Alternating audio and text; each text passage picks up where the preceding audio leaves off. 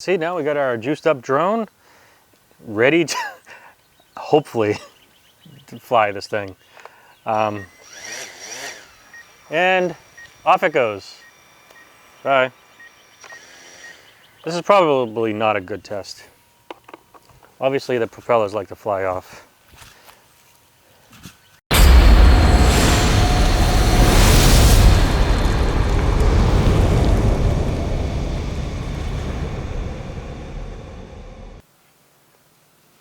Hi everyone and welcome to the Chaos Rift.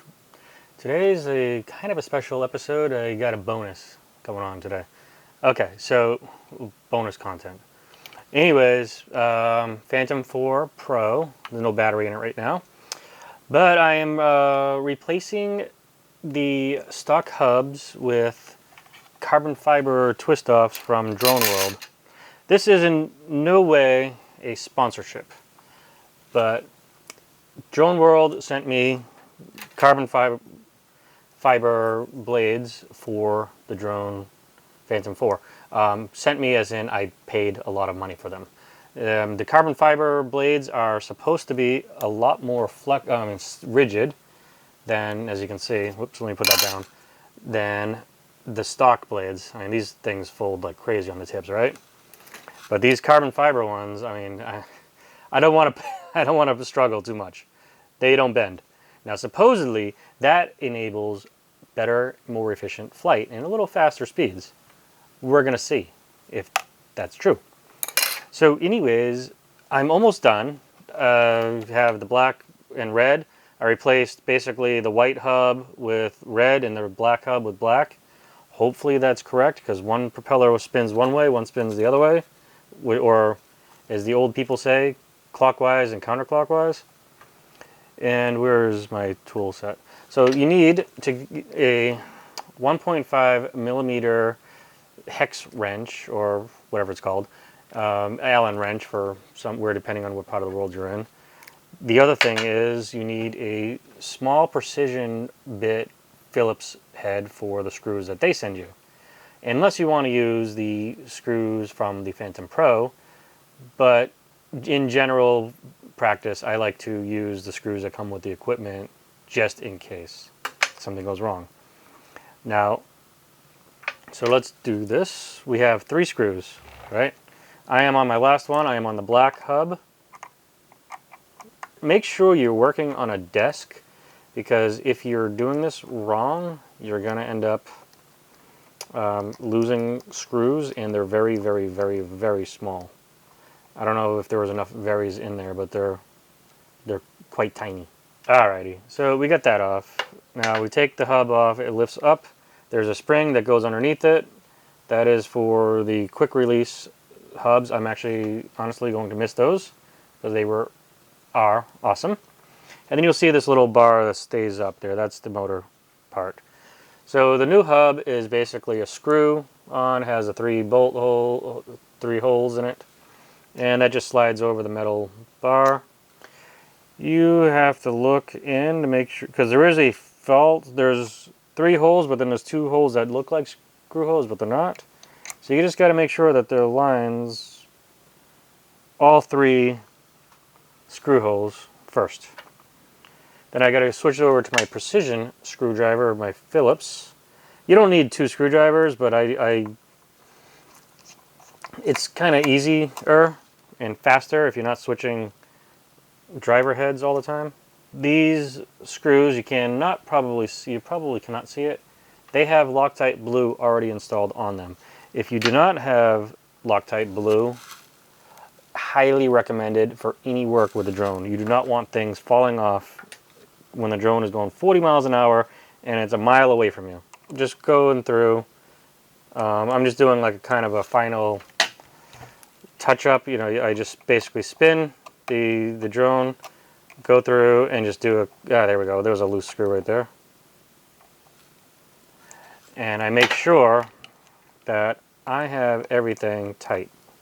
The bonus material just came in today. I got the extended landing skids, 2, to make the drone higher. So they basically should, in theory, just snap on. Here we go. and they do, but I'm not coordinated enough to do this, I guess. Oh, come on. There we go. Are you going to fight with me like this?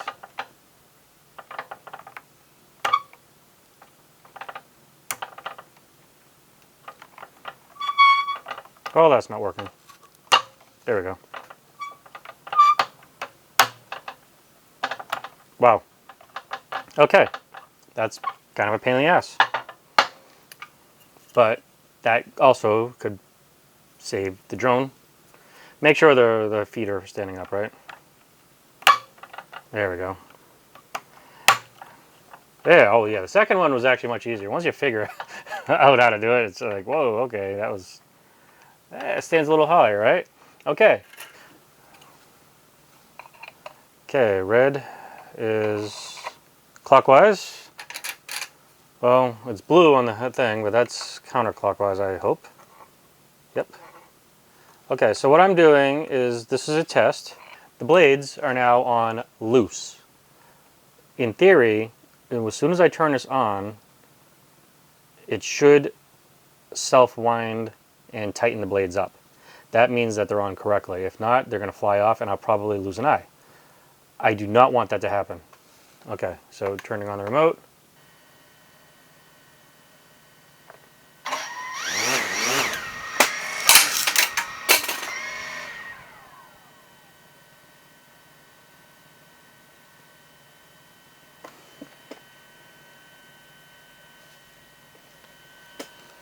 Okay.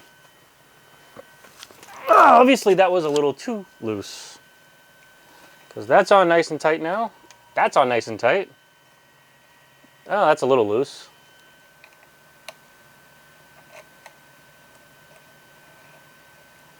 All right.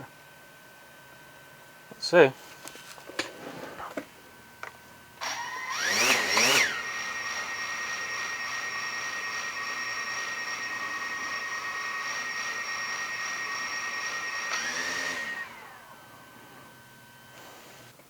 Yeah, now that's on tight. All right. That's on nice and tight. All right, so thankfully I put them on correctly the first time, except for that one propeller, which just was an accident. I didn't put it on tight enough in the first place. All right, here we go.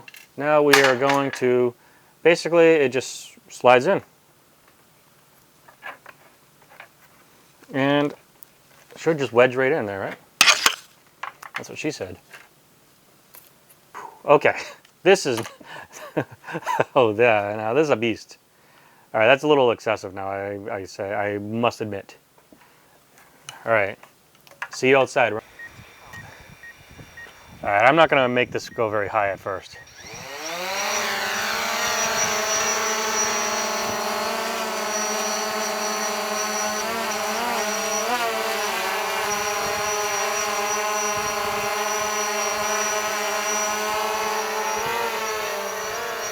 At least it's doing something.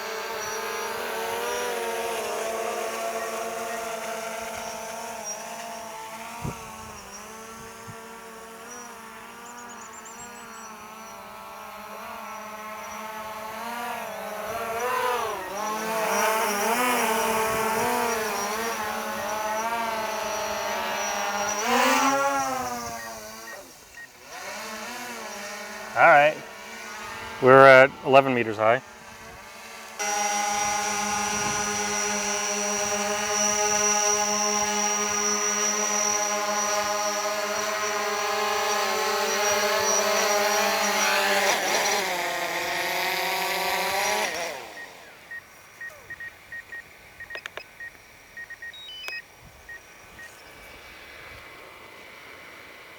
Oops.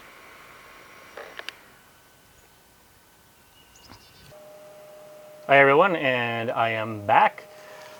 Just a quick update. The carbon fiber, these carbon fiber blades from Drone World, big no-no. They slowed down the drone's performance quite a bit. In fact, not very good. And they kind of have a habit of falling off if you don't do it right, or just in general. These quick blades, even though they're flexible and everything and they break like crazy, from DJI, still much better. Here, I can barely see. So stick with the blades that are stock. If DJI releases a stiffened carbon fiber for the Phantom 4 Pro, then buy them. Otherwise, don't worry about it or forget about it. Other thing, this gimbal guard that they sell you, that comes with the landing gear. See right here, the bottom sensors, it gets right in the way of the bottom sensors. It kind of fouled up, even though it doesn't look like it, it still fouled up the downward going down on the drone. So descent would be very, very slow. It would stop for a little bit, and then you'd have to kind of fudge with the controller to get it to go down again. So fly it without this additional gimbal guard, whatever. The landing gear is pretty awesome. Keep it. Otherwise, as far as the drone, just kind of stick with as stock as possible. For one, warranty. Two, it flies better. The weight is right. It's balanced properly. It's great. These are from DJI, so if you do want them, they do kind of mess with the forward and reverse sensors. They're balanced just enough to not, but they kind of do get a little wonky at times, and they almost just in the path of the sensor. So it's give or take, and it's everybody's experience, right, is different. So they're great, especially if you're going to do in sport mode, which doesn't have any of the sensors. It just flies until you tell it not to. That is a whole other story. But as far as it goes right now, as far as I haven't used sport mode yet, as far as I know, all the sensors are off. And it's just a pure device of ballistic. It's just a ballistic drone by then. So anyways, prognosis. Big waste of money by the drone world, Carbon Fiber Propellers. They're nice, they look great, their marketing material was awesome, but in the end they fell short of what I wanted to achieve, which was faster, better, more efficient flight. No, didn't work for me. It ended up being slow, maneuvering slow, a lot slower.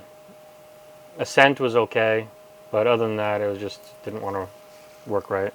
And they're also a pain in the ass to install to the drone. They're not quick release or quick on the screw on. And if you are neglectful or in a hurry, you'll have a propeller fly off and your drone will crash and it will not be covered by warranty. Anyways, thank you for watching.